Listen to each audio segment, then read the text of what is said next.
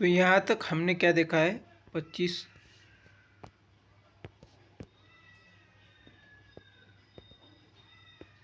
यहाँ तक हमने देखा है 25 का पावर 0 एक रिमाइंडर देता है 9 से विभाजित करने पे, और 25 का पावर 1 mod 9 करेंगे तो ये रिमाइंडर देता है 7। 25 का पावर 2 mod 9 करेंगे तो ये रिमाइंडर देता है, कितना रिमाइंडर देता है 4 देता है, 7 गुना 7, तो 7 गुना 7 करना पड़ेगा। 25 रिप्लेस बाय इट्स रिमाइंडर 7 गुना 7, और उसको 9 करेंगे तो mod 9 फिर से करेंगे तो कितना रिमाइंडर आता है 49 को 9 से डिवाइड करके जो कितना रिमाइंडर आता है जस्ट उसके अंकों की सम करेंगे तो 4 आ जाएगा।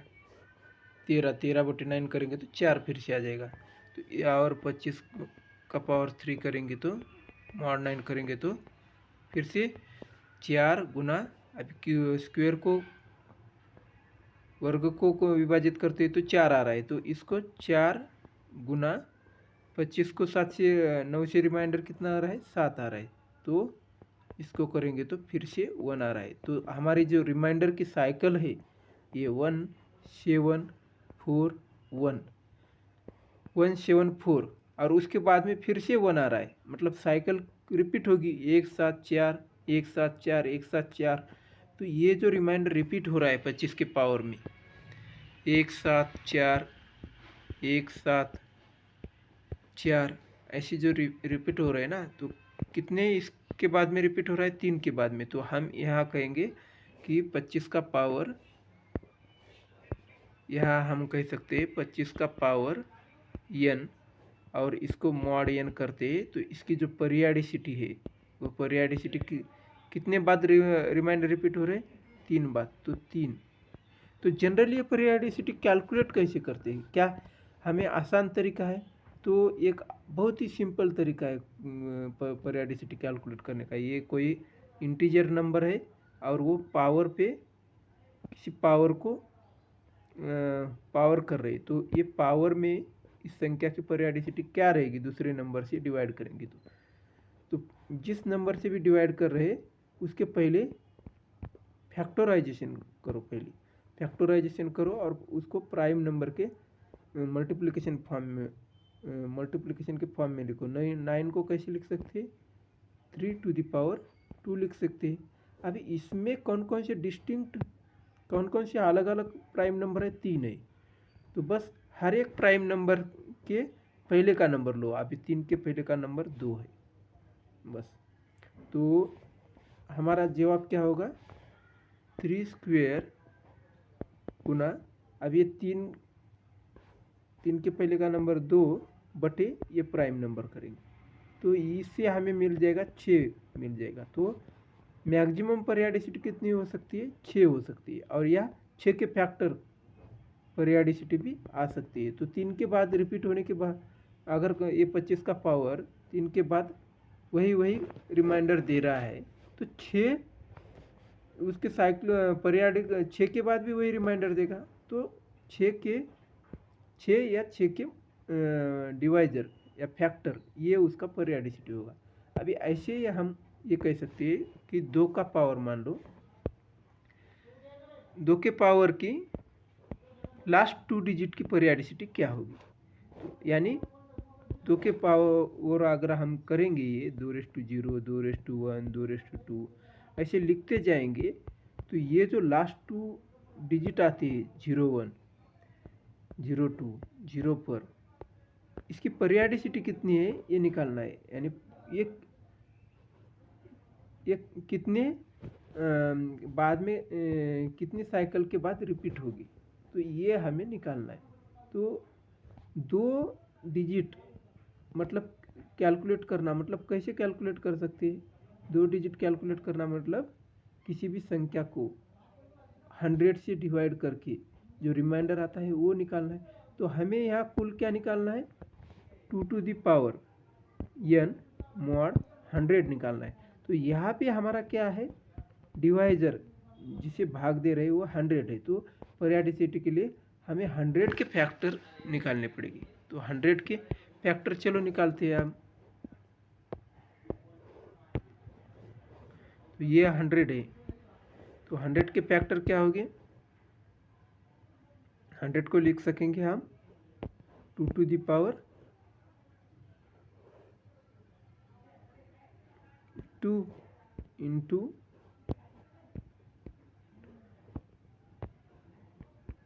5 टू द पावर 2। तो हमारी पीरियडिसिटी क्या होगी? पीरियडिसिटी होगी ये 2 टू द पावर 2 100, तो ये नंबर 100 जैसा का तैसा लिखो गुना। अभी इसमें 2 है तो उसके पहले का अंक 1, उसके पहले का अंक 1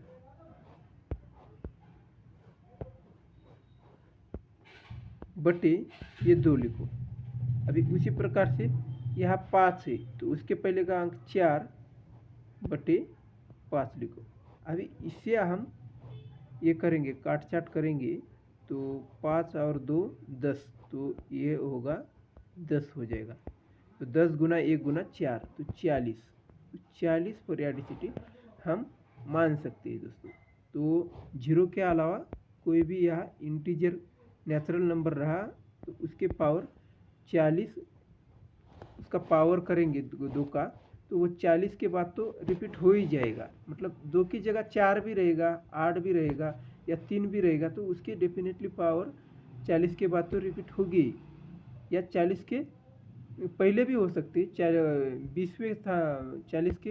अभी पीरियडिसिटी पॉसिबल पीरियडिसिटी क्या हो सकती है? तो 40 है मैक्सिमम पीरियड, तो उसके फैक्टर 20, 10, 5, 8, 4 ये भी हो सकते हैं पीरियड, मगर 40 तो होगा ही।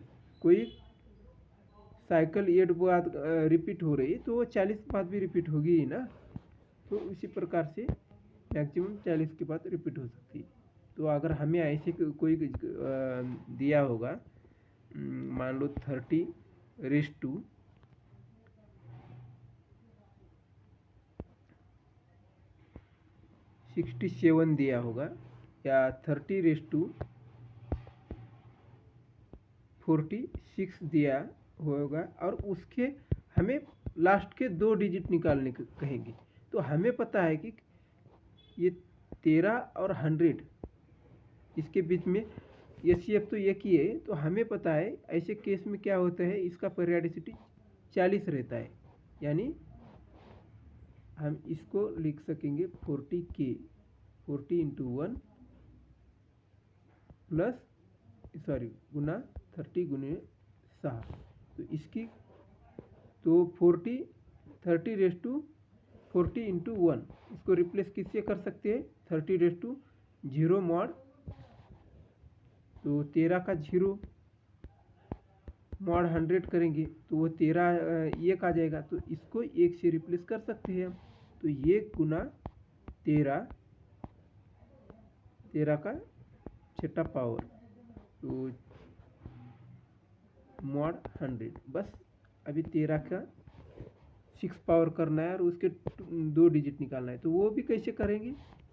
सिंपल है, 13 का दूसरा पावर इसका क्यूब करना है हमें, है ना। 13 का दूसरा पावर तो हमें मालूम है 69, इसका हमें क्यूब करना है। फिर से 69 को हम क्या कह सकते हैं? -31 लिख सकते हैं। 100 से डिवाइड करेंगे तो -31, ये 100 से 31 लेस है, तो ऐसे 3 बार कर सकते हैं, है ना। तो हो जाएगा क्यूब। अब इसको डिवाइड करके 100 से डिवाइड करके रिमाइंडर कितना आएगा ये निकालना है। तो -31 करेंगे तो 61 से एंड हो जाएगा, तो 961। इसको फिर से 100 से डिवाइड करेंगे तो 61 आ जाएगा, तो इसको रिप्लेस कर सकते हैं 61 से। 61 गुना 31, फिर से 61 गुना 31 करेंगे और माइनस आ जाएगा, एक माइनस है ना, तो 1 6 और 3 9, तो ये -91 ये हो जाएगा रिमाइंडर, इसको 100 से डिवाइड करने पे, है ना। तो -91 रिमाइंडर मतलब उसको 100 मिलाकर क्या करो, उसको पॉजिटिव में कन्वर्ट करो तो 9, तो 9 मतलब 09। तो हमने पता कर लिया कि 13 का पावर 46, इसको अगर 100 से डिवाइड करेगी तो लास्ट के 2 डिजिट कितने आ जाएंगे 09, यानी इसके पावर के लास्ट के 2 डिजिट क्या होंगे 09।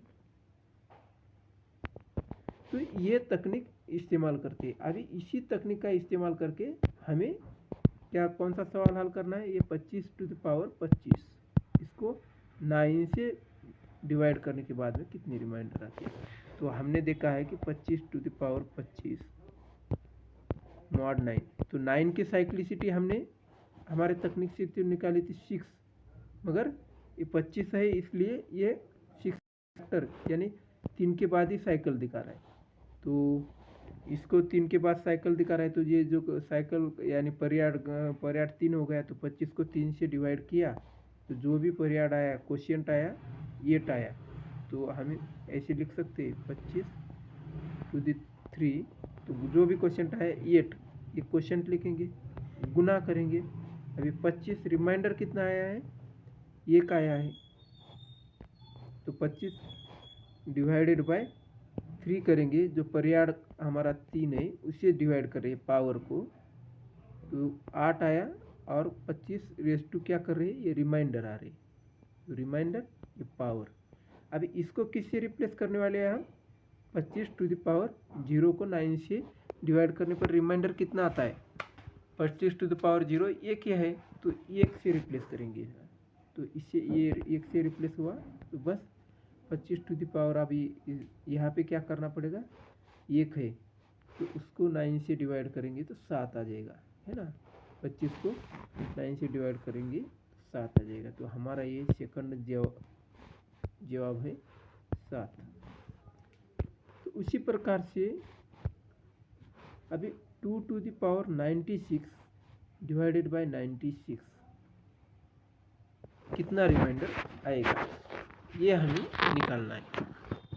तो पहले तो हम क्या करेंगे 96 की साइक्लिसिटी निकालते, 96 फैक्टराइजेशन करेंगे, ये परियाड निकालती है, 2 के पावर को 96 से अगर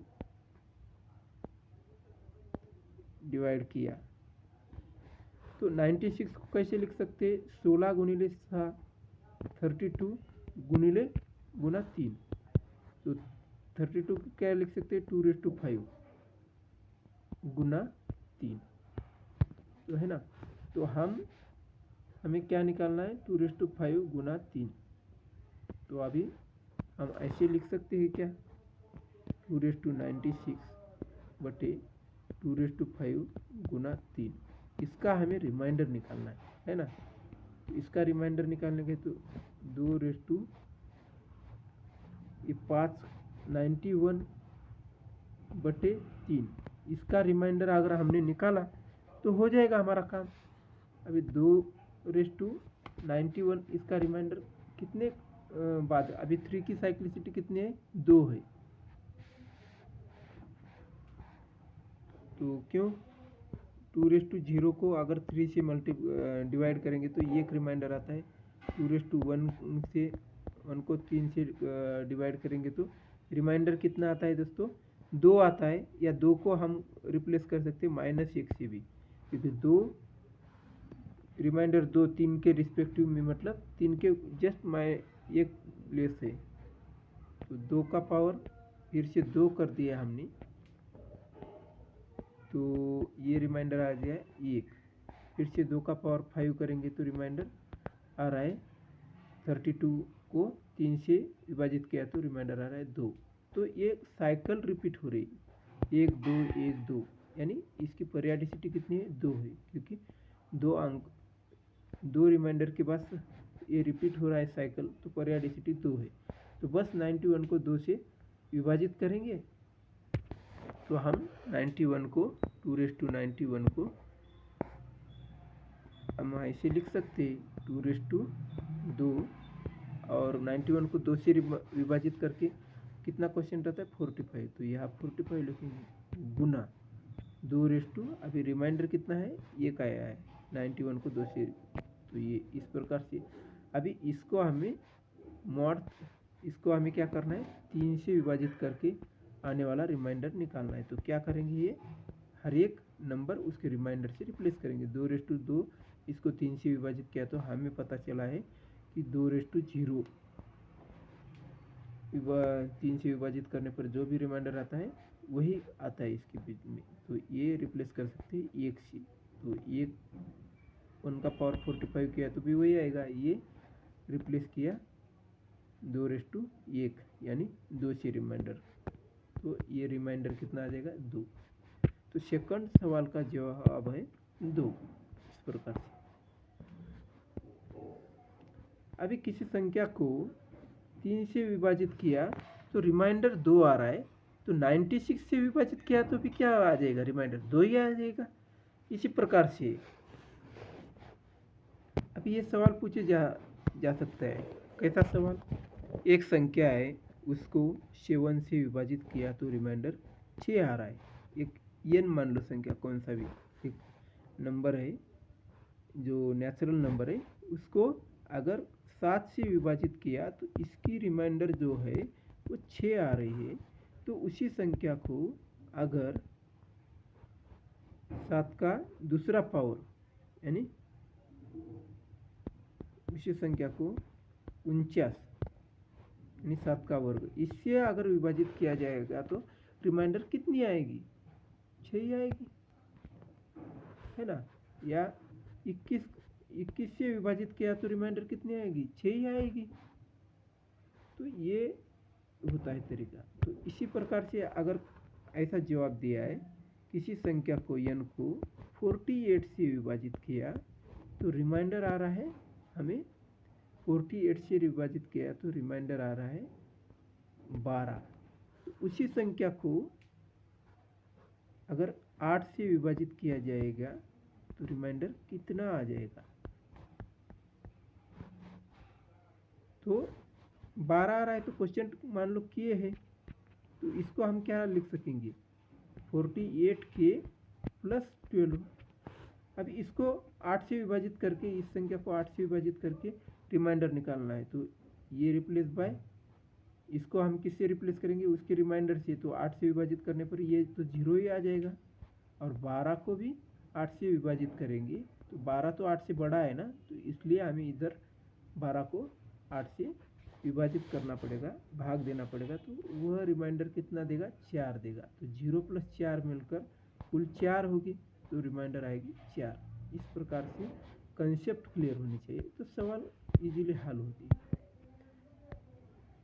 अभी यह सवाल उसी प्रकार का है, 7 to the power 52 यानी 7 का 52, 7 का घात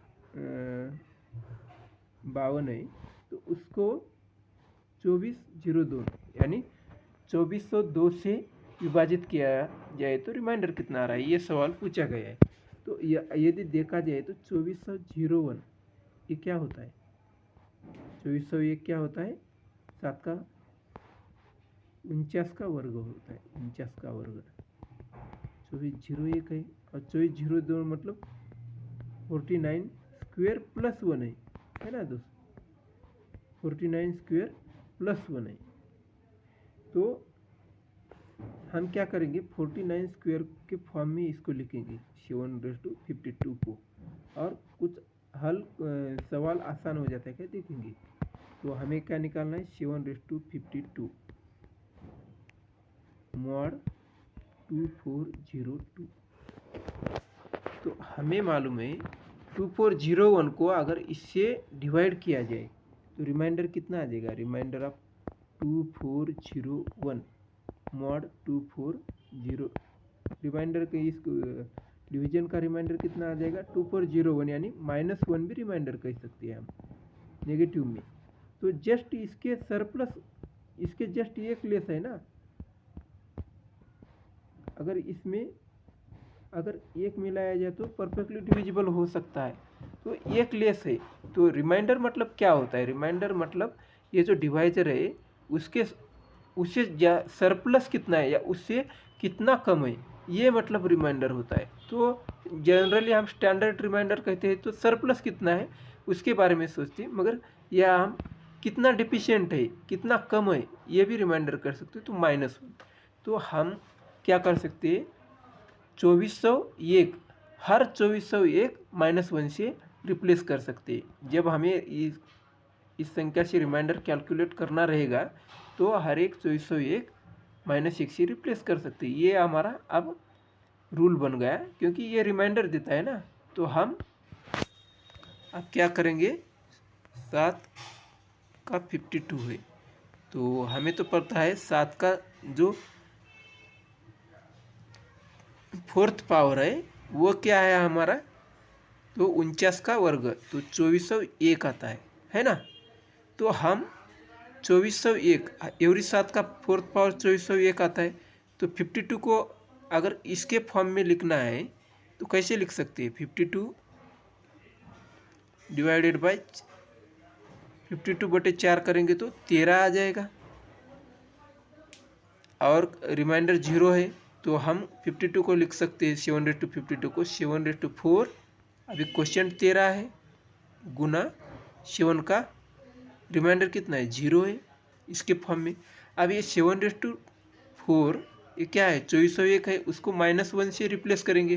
तो -1⁻30 गुना 7/0, यानी कितना हो जाएगा, -1⁻30 करेंगे गुना 7/0। अभी इसको 2402 से डिवाइड करके, तो ये तो हो जाएगा -1 का कोई भी ऑड पावर क्या तो, और ये हो जाएगा 1। तो इसको अगर 2402 से डिवाइड करेंगे तो रिमाइंडर आ गया हमें -1 ही। तो -1 यानी 2401 हमारा रिमाइंडर होगा। -1 मतलब उसको पॉजिटिव करना है, तो -1 में फिर से 2402 मिला हो, तो 2401। तो इस प्रकार से हम सवाल हल कर सकते हैं।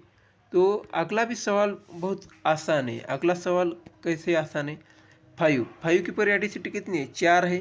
तो 3 का फोर्थ पावर अगर ले लेंगे 81, तो इसको अगर डिवाइड करेंगे तो ये एक रिमाइंडर आता है कि नहीं। तो हर एक 3 का फोर्थ पावर लिख सकेंगे इसको हम ऐसे।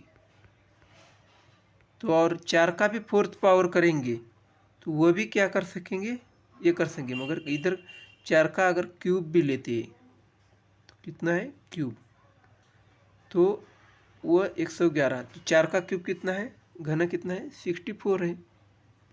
तो ये 5 के मल्टीपल के जस्ट एक लेस है, तो -1 से रिप्लेस कर सकते हैं ये। और ये किससे रिप्लेस कर सकते हैं, 1 से रिप्लेस करते हैं। तो 1 का पावर हो जाएगा, 111। और दूसरे केस में माइनस वो 1 से रिप्लेस किया तो उसका पावर हो जाएगा 111, और उसको 5 से डिवाइड करके आने वाला रिमाइंडर निकालना है। तो 1 का पावर 1 और -1 का पावर -1 हो जाएगा, तो ये 0 हो जाएगा। उसको 5 से डिवाइड करेंगे तो रिमाइंडर कितना आएगा, 0 ही आ जाएगा। तो ये है जवाब दोस्तों। इस प्रकार से हम सवाल रिमाइंडर के ऊपर जो भी कैट, IBPS, बैंक पीओ आदि प्रतियोगी परीक्षाओं में पूछे जाती है वो सवाल वो कर सकते हैं। थैंक यू, धन्यवाद।